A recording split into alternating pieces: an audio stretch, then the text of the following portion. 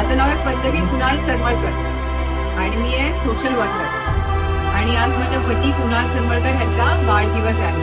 त्याच्यामुळे मी विचार केला की मी आज तुमच्याबरोबर सगळ्यांसोबत आज केक कापेन.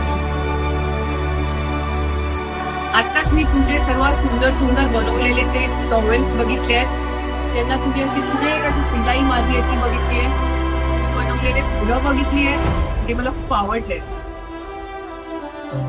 कारण मला असं वाटतं ज्या लोकांना व्यवस्थित दिसतं ते एवढी चांगली क्रिएटिव्हिटी नाही टाकू शकत, तेवढ्या चांगल्या गोष्टी एकदम व्यवस्थित तुम्ही बनवलेल्या आहेत.